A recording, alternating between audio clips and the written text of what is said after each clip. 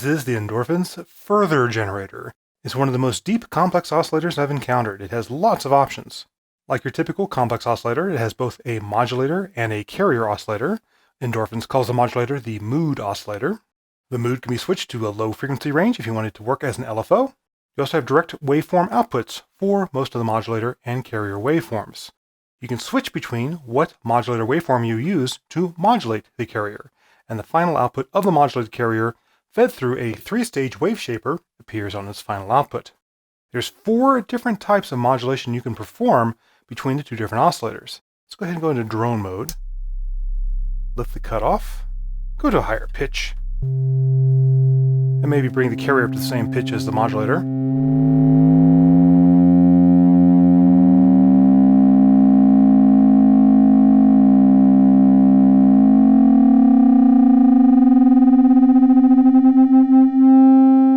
As you've seen, these are 10-turn potentiometers, so you have quite a wide range underneath that one knob. Go ahead and turn off my modulator for now.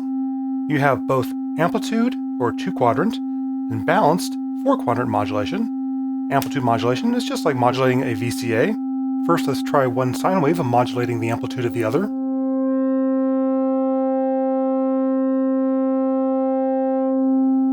Let's go ahead and use something more complex like a sawtooth so you can see even more drastic results.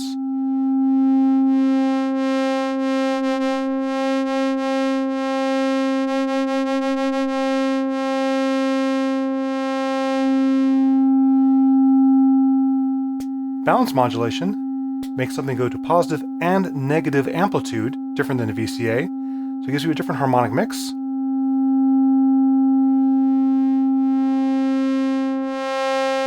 It eventually suppresses the carrier and replaces it with harmonics, so there's some difference of the two.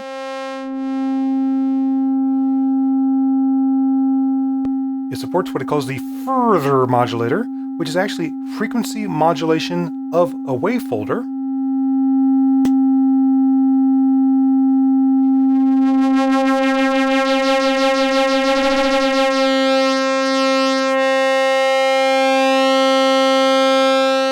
Quite an extreme effect.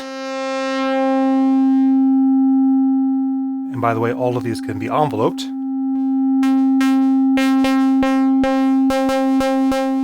It's a good effect.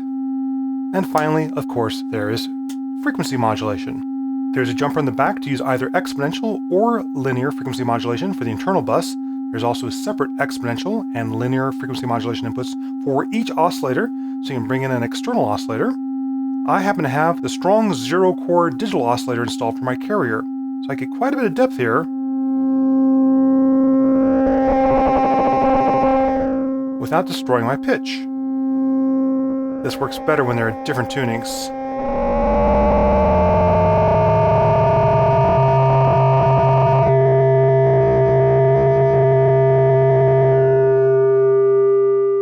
And of course, that too can be enveloped. Typical enveloped FM sound. There's also a built-in feedback path, which brings the output of the carrier through the wave shapers back into the linear FM input of the modulation oscillator. And that results in some quite complex modulations. I'll turn up a little bit of FM depth so the 2 oscillators are interacting, and then start increasing the feedback. You can see the sawtooth wave, the blue waveform, the output of the modulator, get bent, and you can also hear the results of it feedbacking and modulating the carrier. There's a noise modulation in addition to sawtooth, square, and sine.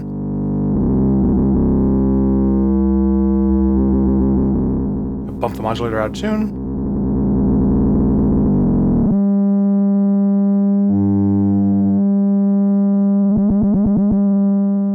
And finally, there's soft and hard sync in between the two. Let's go ahead and do a hard sync.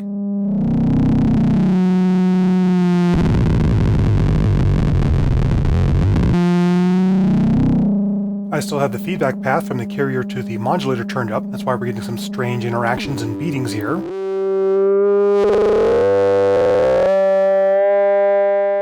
Or soft sync.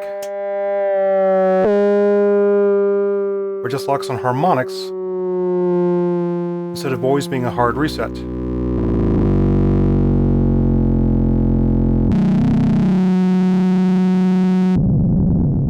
I'll cover normal hard and soft sync applications, including using it to help stabilize FM in a separate movie. Turn down the modulation, and get them back in tune.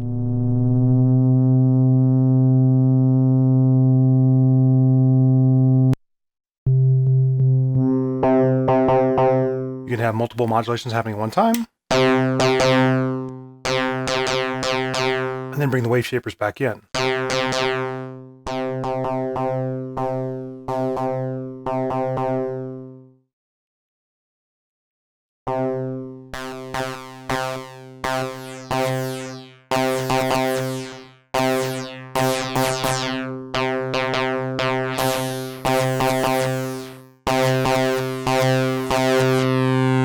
So you can create some quite complex, nasty sounds, which of course you can then filter.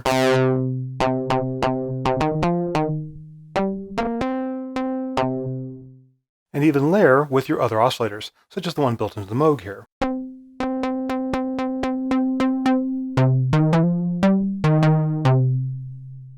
Obviously there's a lot going on with the Furthrrrr generator, so I'm going to break it down and cover it in a few more movies. One that discusses all of its frequency modulation possibilities, including that optional strong zero-core chip. One that looks at the other modulation or mood bus possibilities beyond frequency modulation. One that's focused on the wave shaper, and finally one that plays around with the sync functions. All of this flexibility adds up to quite a wide range of sounds you can get out of the Furthrrrr generator.